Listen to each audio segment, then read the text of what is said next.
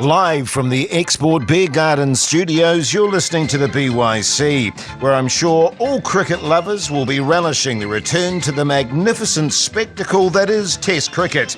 In fairness, it is Bangladesh and Bangladesh, but it's refreshing to get a break from the constant smash and dash of the one-day and T20 formats.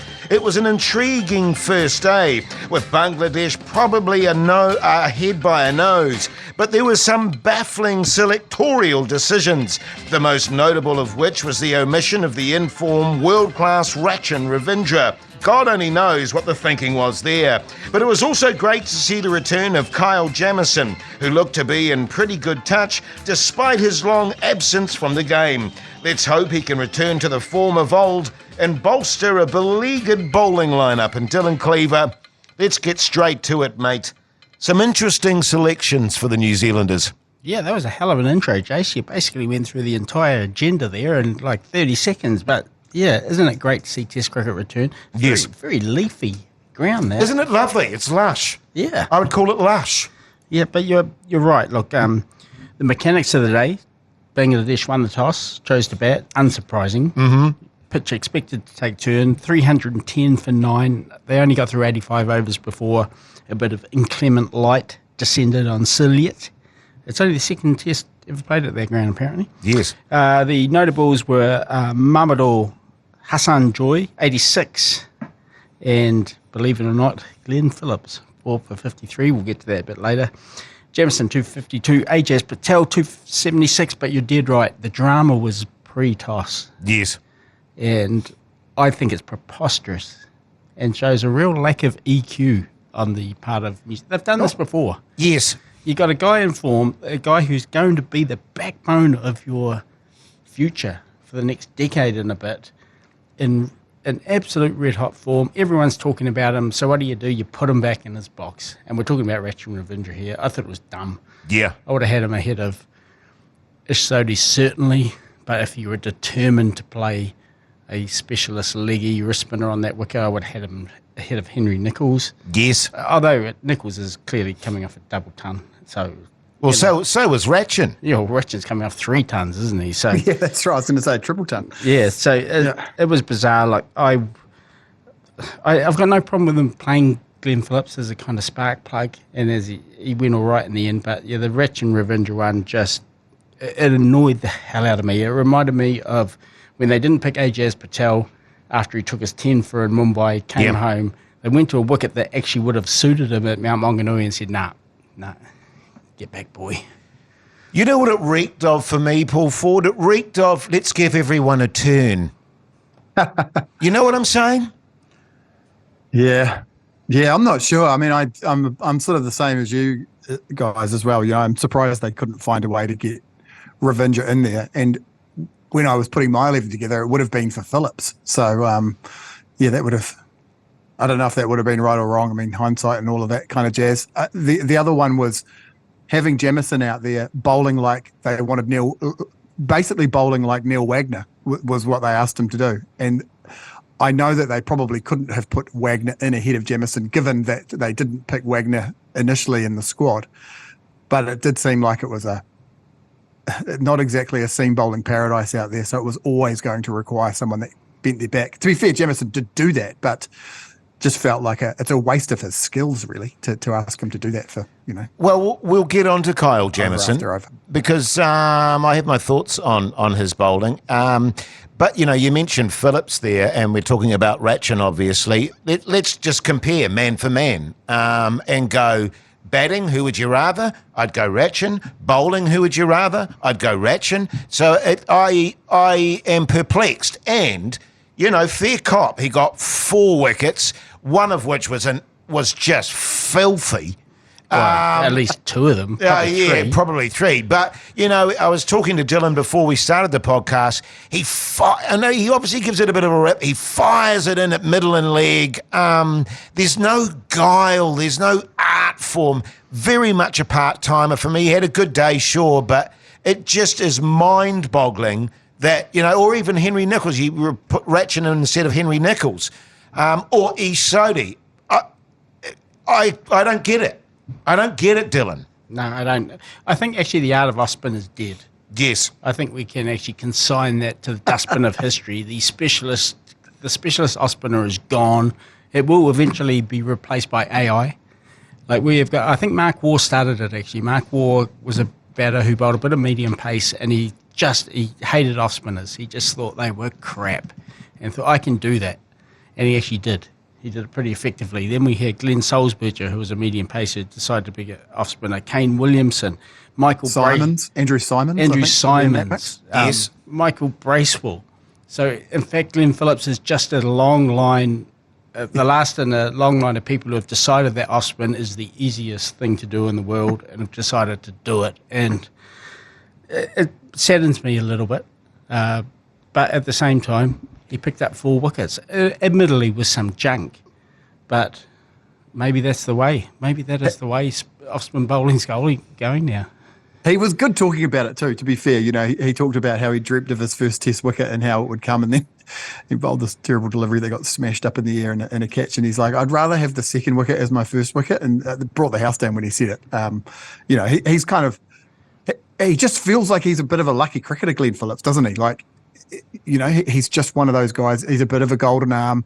There's not much video analysis of his bowling in Test cricket because he's never done it before, and he had a good day. I do get a bit, you know, I was just reflecting on your comment, Jason, about giving everyone a turn, and I don't know if obviously that's probably not how they pick the team, but I get your point. I think that there's this sort of obsession with matchups as well. That seems to be the thing.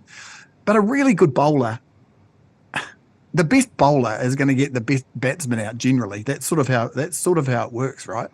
And it feels like just because Phillips is more dangerous against the left-handers potentially because of what he bowls, it feels like a really weird reason to just go all in on when you potentially have a better player all around somewhere else. You know, warming the pine. Let's have a little chat here about Ish Sodhi. Dylan Cleaver just going off in the chat. And I share actually some of Dylan's thoughts, and that is the lack of consistency with Ish Sodhi in terms of, you know, you mentioned in our chat, could he please just bowl 3, you know, legit balls in a row? Yeah. And there is that lack of consistency. I hearken back previously to the tour he had in Pakistan where he was playing the test matches, and I thought he bowled really well, but he is remarkably inconsistent, isn't he? I just find him really frustrating to watch. I quite rate him. Like he's got for sure, he's got talent. He's got the physical gifts. He's tall. I think he's got better in the last couple of years. His action's got a little bit faster. He's actually turning a leggy, which is important.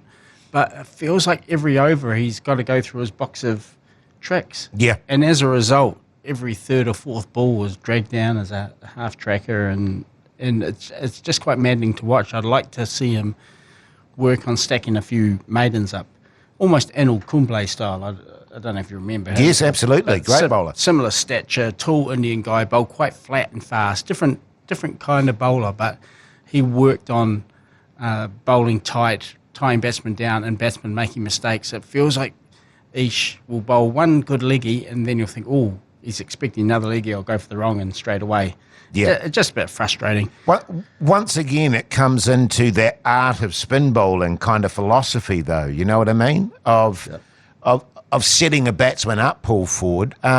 Speaking of the spin bowling, it was nice to see Ajaz in the side and getting a decent run there. Your thoughts on his bowling on the first day? Oh, I thought he looked good, and I think you know, he had something to prove. I think because last time around, Ish Sodhi was basically took his mantle as the top spinner for New Zealand, I think, and so he had something to prove. And I think Tim Southee, as I say, kind of used him as in an attacking way. Didn't just sort of chuck him at one end, like he had the seamer on at one end and gave Patel a good crack at it. But yeah, look, these guys, and you know, I take your point about Ish Sodhi as well, but they just bowl so rarely. You know, you look at Ish Sodhi's stats over the last 2 years, which I've got in front of me. He's played 3 tests. He's bowled 116 overs. That's it. He's taken 14 wickets. So he's actually averaged 25 over the last 2 years, but it's across 3 tests and 116 overs. You know, it's just, it's such a small, they just get such such a rare amount of opportunity to show their wares. It's bloody difficult for these guys to just rock up to Bangladesh, play on a road, play somewhere where there's hardly ever been any Test cricket played, and we expect them to sort of bowl the house down. I mean, it's a tough gig. And they are deemed overseas specialists now. Like Patel and Ish don't get a go at home. I don't think Ish has bowled a home test since 2018, maybe 2018-19, against England, where he actually starred with the bat and staving off a defeat in Christchurch. And Ajaz Patel just doesn't get picked at home. Admittedly, he's had a couple of goes and never took a wicket. But it's interesting how we do that with bowlers, but we don't really do that with batters. So with batters, we go, oh, Henry Nicholls scored a 200 last time out, playing at the Basin. So therefore, he'll be amazing when he plays in select, even though his record on the subcontinent is shocking. And we've got this kid that's literally been scoring centuries at will against the best bowlers in the world under pressure. We won't pick him. It's an interesting selection philosophy that appears inconsistent on the face of it. So what we're saying is the selectors are idiots, really, aren't we? Yeah. Yeah, well, I think you are. To sum up. I think Paul makes a really fair point, though, about the lack of match play for these guys. But also, we have to acknowledge that their diet is T20 one-day cricket. You know what I mean? That's their diet. That's what they basically exist on. Well, not Patel. Oh, but not Patel. No, Patel aside, your Phillips, your Sodis and so forth.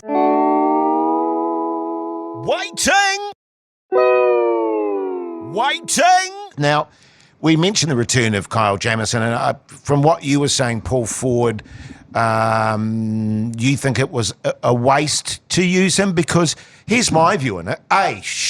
How happy was I to see him back? And boy, have we missed him. My thought was, Dylan, he looked pretty good. And I was actually quite impressed with his bowling, and I thought, yeah, this is something that we need back in our side, and we've got to give him some game time. I actually thought him and Tim looked good with a new ball. Yes. On a deck that offered nothing. It was swinging a little bit, and I thought they both looked pretty effective. Paul is right, though, that towards the end of the day he was used as the battering ram, as the Neil Wagner, when we actually had when we had the genuine Neil Wagner sitting on the sideline. But, yeah, it is. It's great to have him back. Didn't look like he was reaching back for top speed, which is obviously what's the point on a wicket like that. But yeah, you're right. I mean, it's lovely to see him back. And you mentioned something a few podcasts ago, actually, how he was almost the forgotten man of New Zealand cricket. And you're right. And that's so ridiculous when you consider that New Zealand's only major ICC trophy was done really off the back of his work. Yeah, yeah. He was unlucky too, for sure. I'm not saying he bowled badly. I agree with you guys. And he looked frustrated at times, and it was, thank God he did actually get rewarded and get, was it Mahidi, I think, off a short ball during one of his Wagner-esque barrages. He was unlucky. There were a few that went through gully, through slips, over the keeper. He did a lot of good things out there. Yeah. But I think you're totally right. The last thing we want to do is use him as a battering ram, as a Wagner. That's not his skill. Let's looking at the Bangladesh batsmen. All of them got starts. Fellas, I said in the intro there that I have the Bangladeshis ahead by a nose. I don't. What are your expectations? Because that wicket was taking some turn already.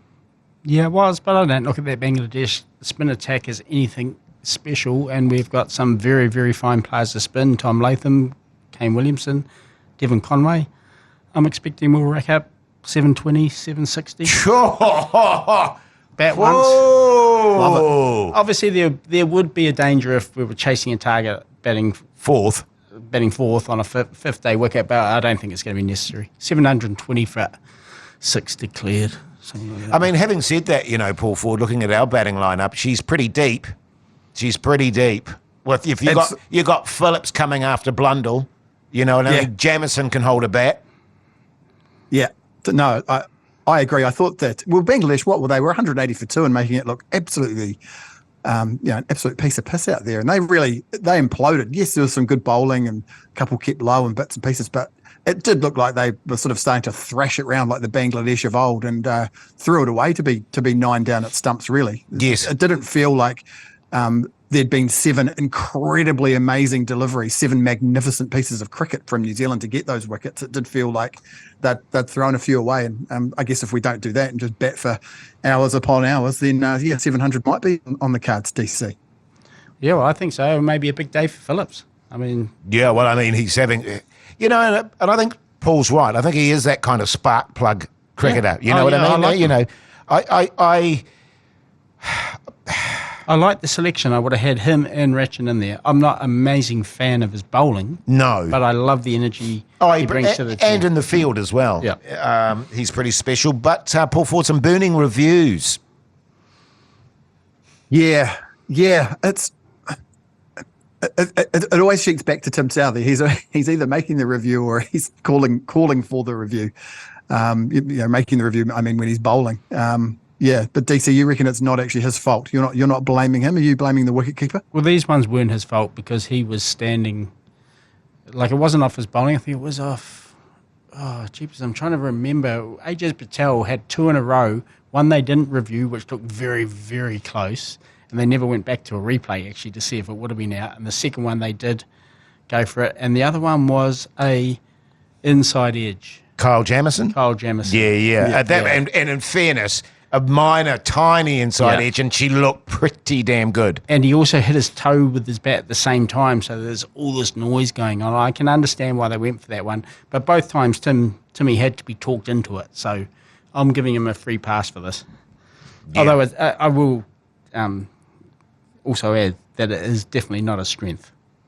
Well, should be keeping a close eye on his performance on this front. I like Tim as a captain. You guys, I mean, what are your thoughts on that? I think he's got a pretty attacking mindset. I like him as a skipper. I like what he did on day one. Yes, on a wicket that as Paul mentioned, Bangladesh should have ended the day 330 for 4 or 5. A lot of that was down to New Zealand's clever use of limited resources. Yes. Now let's talk about the 3 Now app, which Dylan once again was going off about. Because I heard about it just before the game, and I was like, "Where that?" Because I thought we could only get it on YouTube, but no, 3 Now has it. You had some issues with it, Dylan. Well, they're all of my own making. To be Probably. Fair. Yeah. So a couple of times I was called to do the household chores like grate some parmesan for the lovely pasta. How exhausting for you. Yeah, that my daughter made. Maybe a bit of clearing up, a bit of washing dishes, and I just happened to miss wickets. But I thought, oh, never mind, I'll just go back into the app and hit the rewind and get to the point where the wicket happened. No joy. But I love the fact it's on free-to-air. I think New Zealand Cricket's hit the jackpot. They've got free-to-air summer on TVNZ this year.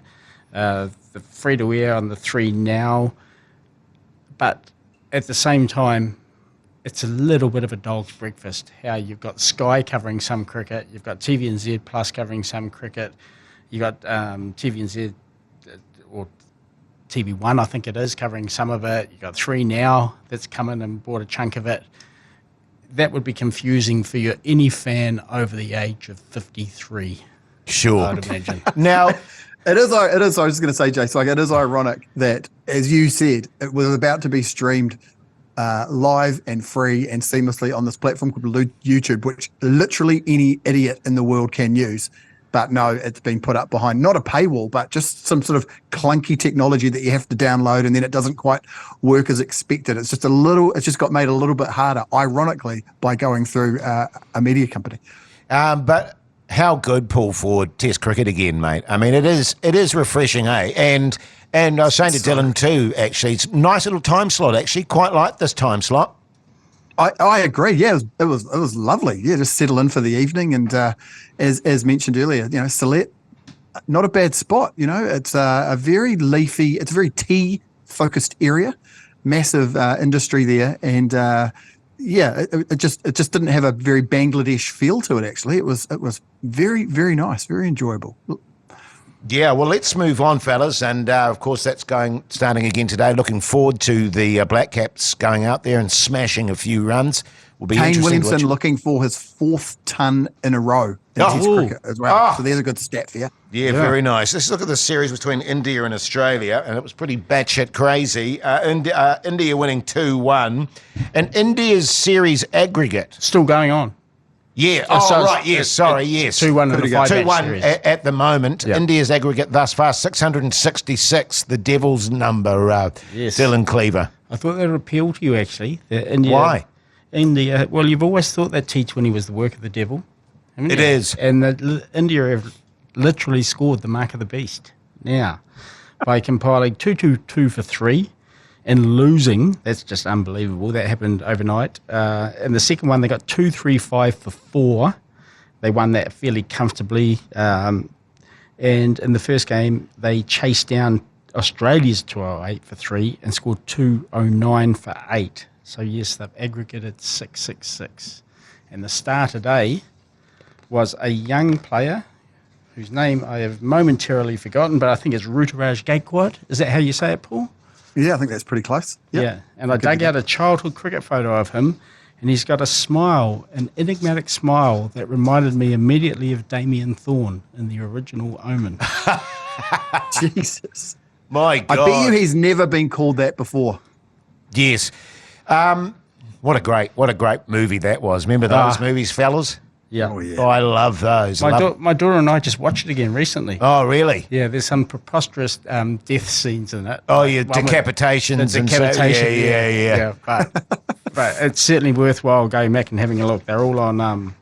They're all available. You get so much stuff now, can't you? You want to watch anything, you watch it now. Now let's get to I was going to say, speaking of Devils, Glenn Maxwell was unbelievable. I don't know if you've seen any highlights from this, but Australia needed 43 off the last 2 overs or something ridiculous, and he just went absolutely batshit crazy. I mean, he is turning into he has been called a miracle worker.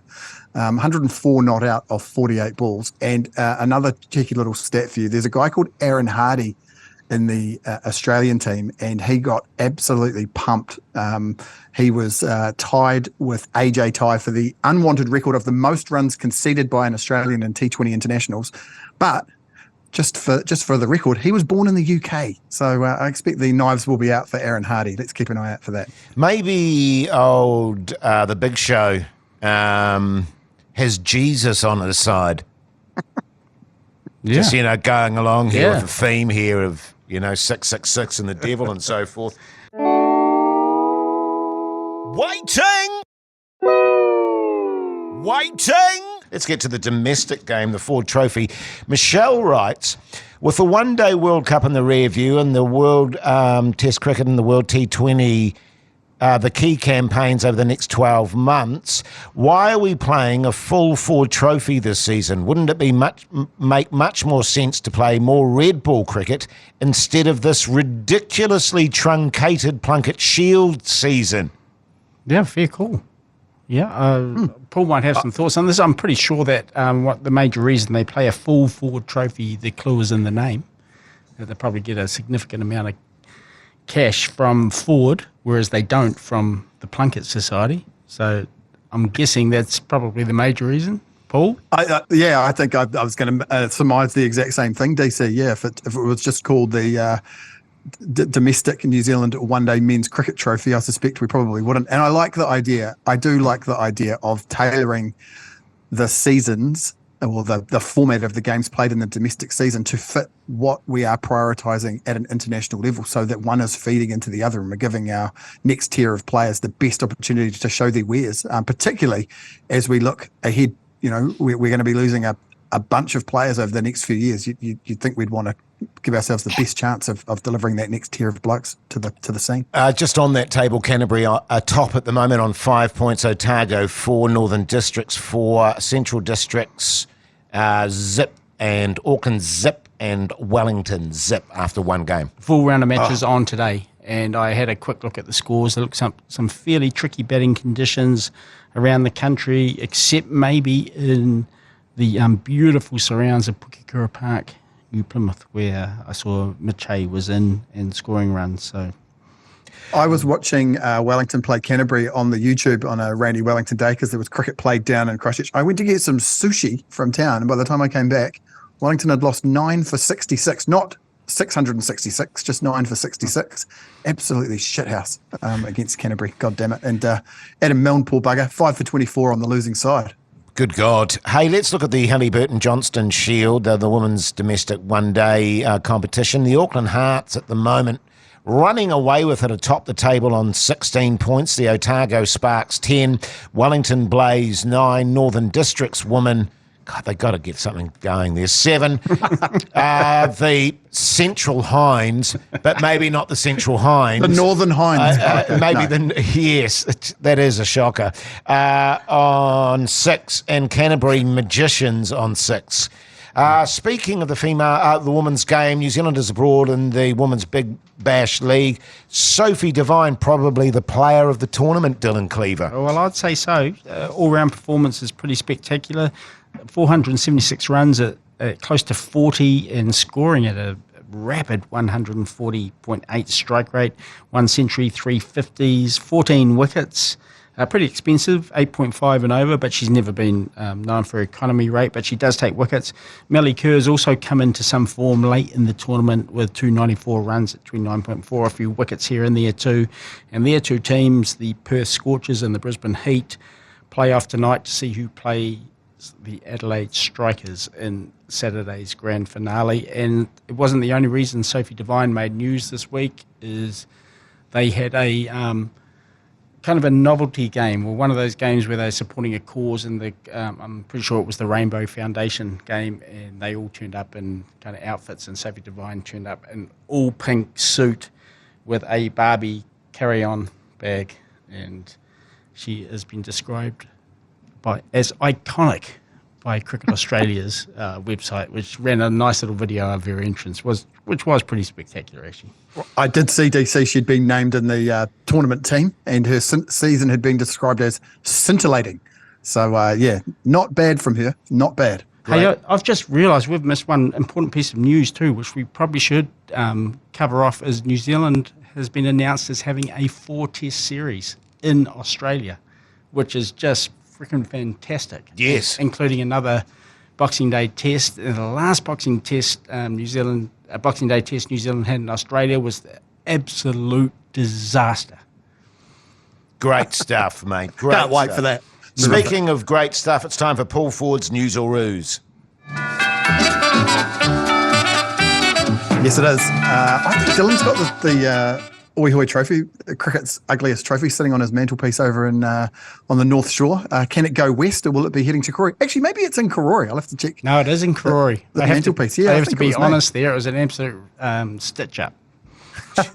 Well, you would say that. You're not an objective assessor of the news or ruse. Anyway, 3 things. There'll be something a bit awry with one of them. The boys will try and tell me which one it is, and they'll take the trophy back to their little man cave. A 10-year-old Sri Lankan has stunned the cricket world with insane figures in a school match over the weekend, playing in under-13 Division 2. Selvasakaran Rishi Udan, who I'm going to call the Rish, was simply unplayable as he won his school a match almost single-handedly. Hindu College Colombo had scored 9 for 126 when the Rish demolished MDH Jayawardena. The Rish returned insane figures of 8 wickets for 0 runs off 9.4 overs, which obviously included 9 maidens, as they bowled the opposition out for just 28.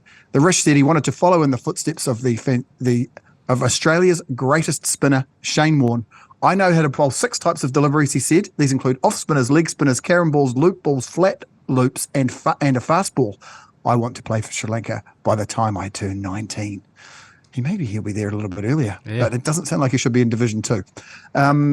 Television New Zealand has unveiled their commentary team for the upcoming home summer of cricket, with numerous black caps and white ferns, as well as Scotty Stevenson involved.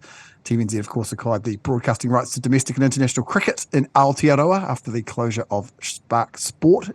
Scotty will be joined by Craig McMillan, Rebecca Rolls, Grant Elliott, the curmudgeonly Mark Richardson, as well as Katie Martin, doing a great job over the ditch in the Big Bash, and Frankie Mackay, who will juggle her commentary around another season for the Canterbury Magicians. There will be some imports coming in from England. Alex Hartley's going to be here. Atha Ali Khan from Bangladesh, and Cass Naidu from South Africa. Not that anyone listening to this podcast will be hearing them because they will be listening to the Alternative Commentary Collective on iHeartradio. And number 3, former West Indies all-rounder Marlon Samuels, speaking of the devil's work, has been banned from all cricket for 6 years for breaching 4 counts of the ICC anti-corruption code while playing in a limited overs competition in the UAE. Samuels was found guilty in August of failing to disclose the receipt of gifts, payments, hospitalities and benefits that could bring him into disrepute, as well as the receiving hospitality worth more than $750. He failed to cooperate with anti-corruption officials and concealed information that may have been relevant.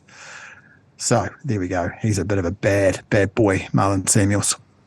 Here's the 3 things. What do you think is wrong with one of them and why? I think Marlon Samuels got 5 years. I think Marlon Samuels got a lifetime ban. It's incorrect. The correct answer would have been the Rish. He doesn't like Shane Warne. He liked Nathan Lyon. Oh, God. It's a cricket-related fact. It is, but this trophy's never leaving Ferrari. Not if you guys don't do your research. That's probably true, DC. Yep. Hey, I want it at home for Christmas. Speaking of Dylan Cleaver, a new segment here. Dylan Cleaver's Who Am I? Yeah, I haven't got a sting made up for this one, but I have. So I like do a manual one. Do a manual sting. Dylan Cleaver's Who Am I? No, get a professional to do it, mate. Yeah. Last summer I did the obscure players of the 90s. This is kind of a twist on this, but it's a competition. It's not going to be easy, and I'm not going to give you the answer. So if neither of you two get it right, I'm going to throw it open to the readers, and they can write in. Listeners, sorry. And they will get a shout out on this podcast. The first one to write in with the correct answer. So who am I? I was born in 1957. Yeah. I'm a one-test black cap who was picked for one thing but shined with the other. The remarkable thing about my selection was that I played just 2 first-class games in the 2 years prior to my test selection and did bugger all in either. The one test I played, a legend of New Zealand cricket, did something very special in that test. Nowadays, I'm still into competitive sport, but instead of a bit of right arm medium pace, you'll find me chasing pennants at places like Belmont, Rangatira and Sandtoft. Who am I? Jesus. I wouldn't have a clue. Oh, come on. I decided to start with an easy one that you'd both get. Wyn Bradburn. Born in 1957, not 1917. Was he born in 1917? Oh, I don't know, he's pretty old. It'd be amazing if you knew that off the top of your head. Wouldn't have a clue. John Parker.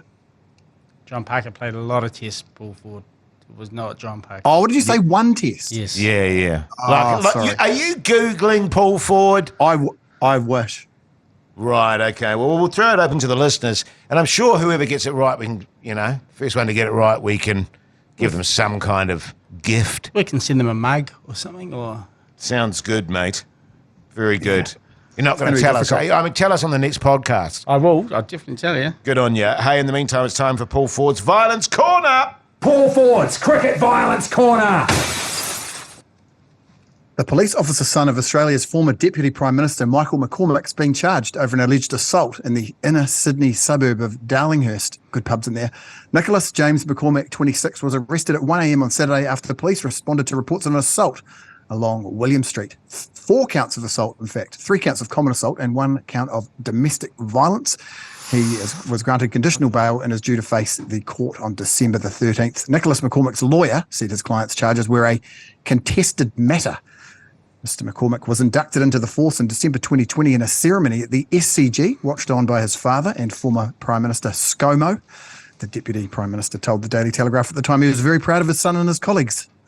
He has also previously supported his father on the campaign trail and was selected to play in the All-Australian Police AFL team in 2022 and named Best Player for New South Wales in a match during last year's National Cricket Championships in the same year. So, there we go. Bad. There's some bad people in Australia, guys. I'm not sure if you knew about this. Sure, man, sure. Nice stuff, Paul Ford. And now it's time for the Toppa Correspondence of the Week. Toppa Correspondence of the Week, brought to you by Leader NZ's Lasagna Toppa.